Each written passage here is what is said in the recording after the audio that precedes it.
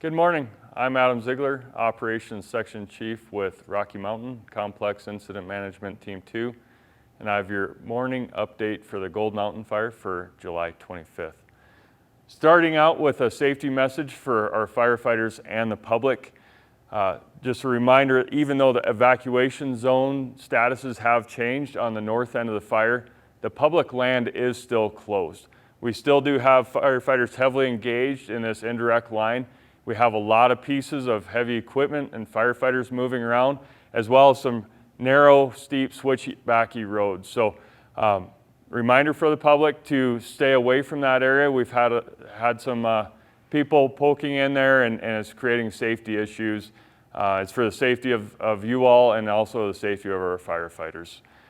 Moving down to Division A Bar D, everything's progressing well with the suppression repair in there. They've got the southern half of A Bar D complete, and they're moving into the northern half. So we've bolstered the efforts in there with several pieces of heavy equipment, hand crews and engine crews, making good progress. The plan is that by tomorrow afternoon, that suppression repair will be complete in Division A Bar D. As they move up through A Bar D, they'll move into Division Foxtrot for the areas that we've had contained line for quite some time. Foxtrot does continue to work on suppression repair. They got about 1 day of chipping left in there to remove any brush, and then the chippers will move out of that division. The direct hand line construction we've been talking about, progressing well. These storms that pop up every afternoon between noon and 3 have limited the amount of time our crews can have up there. Between the lightning and the roads getting really greasy, they're having to pull off the line before they get too wet up there. Pretty good storm parked right over that area yesterday.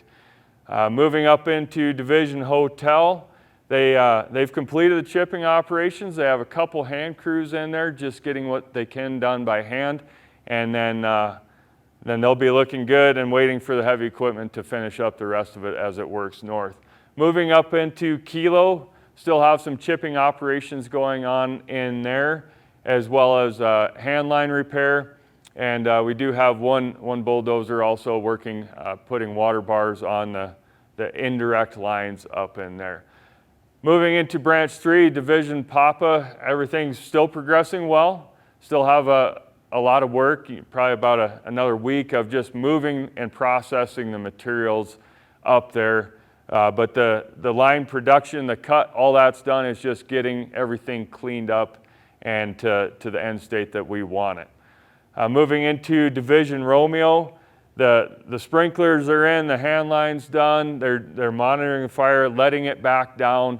That's exactly what we want to do. It's just too steep to go up there and be successful at putting the line directly on the fire's edge. So the line is in and everything's ready for that fire to continue backing down.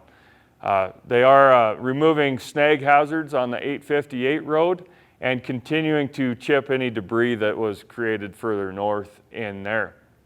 Up in Division Uniform, another 3 to 5 days of processing all the material that was produced by the indirect line construction in there. And just a reminder that this is all indirect line, that the fire is not lined in here, so there is still potential for it to grow. We've had a big weather change, and we're slowly making progress in different areas as it comes to an area that it is safe to engage with firefighters. But there is still potential for growth, and this is an indirect line in case the fire was to have a major change in conditions and get up. We have that line ready to go back in here.